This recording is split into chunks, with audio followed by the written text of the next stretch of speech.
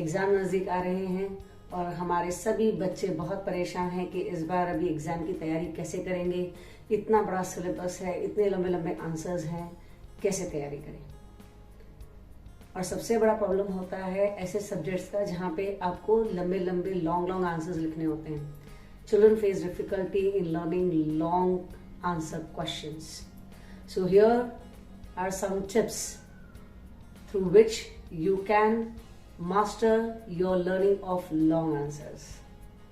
So number one, first of all, whenever you sit to study, you have to sit with a positive mindset. जब आप पढ़ने के लिए बैठते हैं तो आपको एक पॉजिटिव माइंडसेट के साथ बैठना है।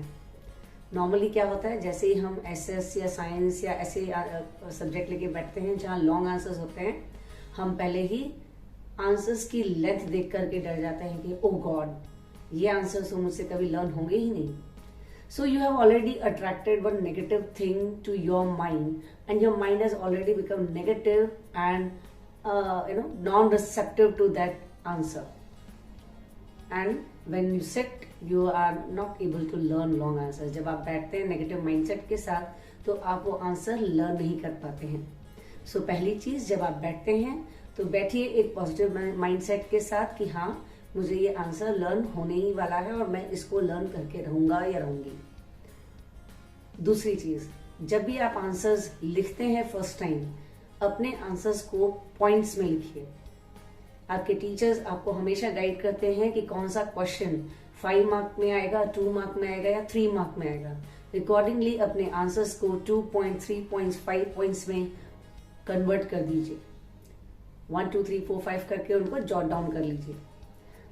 इससे ना सिर्फ आपके आंसर्स को नीटनेस मिलती है लिखने में, plus it becomes easy for you to learn. आपके लिए उन्हें लर्न करना बहुत आसान हो जाता है। नंबर 3, अपने आंसर्स को आपकी बेस्ट अंडरस्टैंडिंग लैंग्वेज में समझ लीजिए।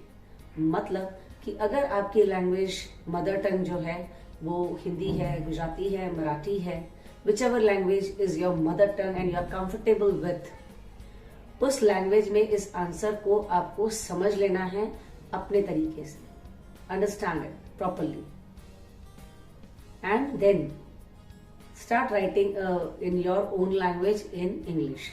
हम इंग्लिश में तो बहुत अच्छे हैं अपने सेंटेंस फ्रेमिंग के लिए, तो अगर हमने अपने आंसर को अपनी लैंग्वेज में समझ लिया है तो वो हमें ज्यादा दिन तक याद रहता है। तो that is another tip.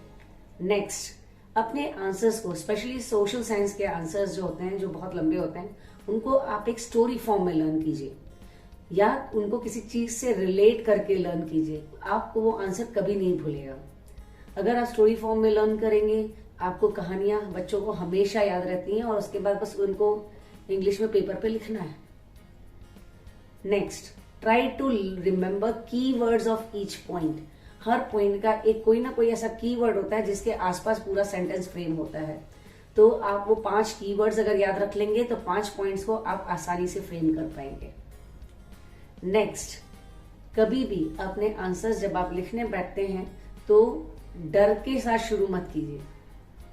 Peacefully just give few seconds to think what all points are there in your mind and then you start writing.